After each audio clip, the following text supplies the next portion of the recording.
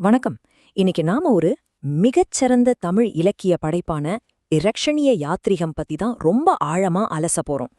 தொன்மையான கவிதை வரிகளை தாண்டி அதுல புதிஞ்சிருக்கக்கூடிய ஆழமான உணர்வுகளையும் இலக்கிய நயங்களையும் நம்ம எல்லாரும் எளிதா புரிஞ்சுக்கிற வகையில இன்னைக்கு பேச போறோம். வாங்க இந்த சுவாரஸ்யமான பயணத்தை தொடங்கலாம். பொதுவா முள்முடி சூட்டப்பட்ட ஒரு உருவத்தை நினைச்சு பாருங்க.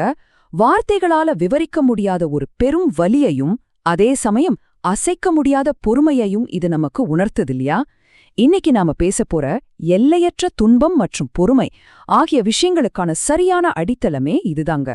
பகுதி 1, நம்பிக்கையின் காவியம், இதன் இலக்கிய பின்னணி. இந்த நெஞ்சை உருக்கும் வரிகளுக்குள்ள போறதுக்கு முன்னாடி இதோட பின்னணிய நாம தெரிஞ்சாகணும். உங்களுக்கு தெரியுமா, இது வெறுமனே ஒரு சாதாரண மொழிபெயர்ப்பு கிடையாது.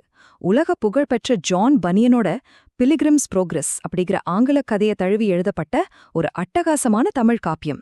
குறிப்பா சொல்லணும்னா, இதுல வர இரட்சணிய பருவம் இயேசு கிறிஸ்து தன்னுடைய இறுதி நாட்கள்ல சந்திச்ச உச்சகட்ட வலிகளையும் சோதனைகளையும் ரொம்பவே நுணுக்கமா பதிவு செய்து. அடுத்ததா பகுதி 2, அமைதியான துன்பவாளி, கொடுமையின் உச்சம். இந்த துயர சம்பவங்களை கவிஞர் எப்படி விவரிக்கிறார்னு பாப்போம். இந்த காப்பியத்துல அந்த துயரமான நிகழ்வுகளை ஒரு வரிசையா பட்டியலிட்டு இருக்காங்க. ஆளுநர் பிலாத்து முன்னாடி கொண்டு போய் நிறுத்துறது, ஆடைகளை கலந்து சிவப்பங்கி அணிவிக்கிறது, தலையில கூர்மையான முள்முடி சூட்டுறது, காவலாடைகள் கடுமையா தாக்குறதுன்னு ஒவ்வொரு படியும் வலியோட உச்சம்னு தான் சொல்லணும். கற்பனை செஞ்சு பார்க்கவே முடியாத அளவுக்கு உடல் ரீதியாகவும் மனரீதியாகவும் நடந்த கொடுமைகளை கவிஞர் நம்ம கண்முன்னாடி கொண்டு வர்றார். இதுல நாம கவனிக்க வேண்டிய ஒரு மிகப்பெரிய முரண்பாடு இருக்கு. ஒரு பக்கம் பாத்தீங்கன்னா துன்புறுத்துபவர்களோட வன்முறையும் கொடூரச் செயல்களும் இருக்கு. பழித்துரைக்கிறது, தலையில அடிக்கிறது, முகத்துல உமிழ்றதுன்னு அவங்களோட செயல்கள் இருக்கு. ஆனா மறுபக்கம் அத்தனை வலிகளையும் ரொம்ப அமைதியா தாங்கிக்கிற இறைவனோட எல்லையற்ற பொறுமை.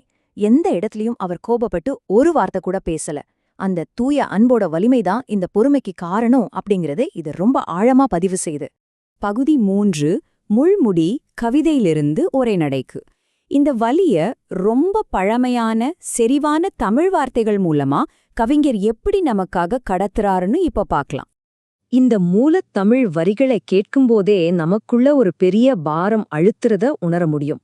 கையுறுங் கோலினை கவர்ந்து கண்டகர் வெய்துரு தலைமிசை அடித்து வேதனை செய்தனர் உமிழ்ந்தனர் திருமுகத்தினே.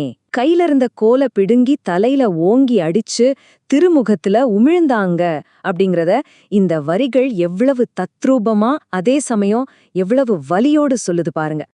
இந்த வரிகளோட ஆழத்தை நம்ம முழுமையா புரிஞ்சுக்க இதுல வர்ற சில வார்த்தைகளுக்கான அர்த்தம் நமக்கு தெரியணும். குறிப்பா பாதகர் அப்படிங்கிற வார்த்தையை எடுத்துக்கலாம். பாதகர்னா ரொம்ப கொடியவர்கள் அல்லது தீய செயல்களை செய்யறவங்கன்னு அர்த்தம்.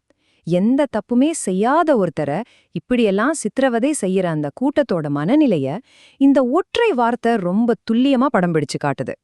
பகுதி 4, மக்களின் புலம்பல், பிரபஞ்சத்தின் அதிர்ச்சி. கொடுமைகள் இப்படி உச்சத்தை எட்டும்போது இதையெல்லாம் பார்த்துட்டு இருந்த சாமானிய மக்களோட நிலைமை என்னவா இருந்திருக்கும்?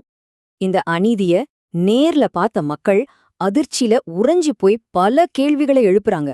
என்னென்ன கேள்விகள் தெரியுமா? இவ்ளோ பெரிய கொடுமை நடக்கும்போது இந்த பூமி ஏன் பிளக்கல?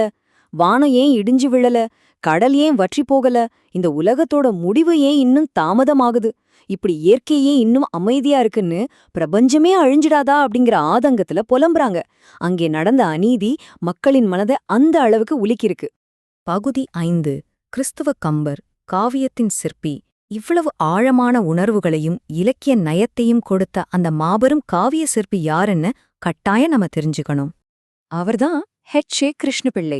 இவர் தமிழுலகம் ரொம்பவே மரியாதையா கிறிஸ்துவ கம்பர் அப்படின்னு கொண்டாடுது. ஏன் தெரியுமா? இந்த காவியத்துல மட்டும் அவர் கிட்டத்தட்ட 3766 பாடல்களை படைச்சிருக்காருங்க. உண்மையிலேயே இது ஒரு பிரம்மாண்டமான விஷயம்தானே. கம்பராமாயணத்துல கம்பர் எப்படி ஒரு இலக்கிய நயத்தை காட்டினாரோ அதே அளவுக்கு இவரும் இந்த சிலுவை பாடுகளை பாடியிருக்கார். இது மட்டுமில்லாம இரட்சணிய திருக்குறள், இரட்சணிய மனோகரம் மாதிரியான நூல்களையும் எழுதி தமிழ் இலக்கிய வளத்துக்கு மிகப்பெரிய பங்களிப்பு செய்திருக்கார். இப்படிப்பட்ட ஒரு மாபெரும் காவியம் இன்னவோ ஒரே ராத்திரியில உருவாகிடல. இதோட வெளியீட்டு பயணம் ரொம்பவே ஆச்சரியமானது. திருநெல்வேலியிலிருந்து வெளிவந்த நற்போதகம் அப்படிங்கிற ஆன்மீக இதழ்ல தொடர்ந்து 11 வருஷமா இந்த பாடல்கள் தொடரா வந்திருக்கு. அதுக்கப்புறம்தான் 1894ஆம் ஆண்டு மே மாசத்துல இது ஒரு முழுமையான புத்தகமா முதல் பதிப்ப கண்டது. ஒரு படைப்புக்காக கவிஞர் எடுத்துக்கிட்ட அர்ப்பணிப்பையும் காலத்தையும் நினைச்சு பார்த்தா பிரமிப்பா இருக்கல. இப்போ நாம இந்த விளக்க பதிவோட இறுதி பகுதிக்கு வந்துட்டோம். கடைசியா உங்ககிட்ட ஒரு கேள்வியே கேட்க விரும்புறேன். முரண்பாடுகளும் கோபங்களும் பிரச்சனைகளும் நிறைஞ்ச இந்த அவசர உலகத்துல இந்த காவியம் நமக்கு காட்டும் இந்த அளப்பெரிய பொறுமை அப்படிங்கிற பண்பை நம்ம அன்றாட வாழ்வுல எப்படி பயன்படுத்தலாம்? நமக்கு சோதனைகளோ அநீதிகளோ வரும்போது கோபத்தை விட்டுட்டு அமைதியையும் அன்பையும் தேர்ந்தெடுக்கும் பக்குவத்தை இந்த தொன்மையான காவியம் நமக்கு கத்துக் கொடுக்குது இல்லையா? இத பத்தி கொஞ்சம் ஆழமா சிந்திச்சு பாருங்க. மீண்டும் அடுத்த ஒரு சுவாரஸ்யமான அலசலில் சந்திப்போம்.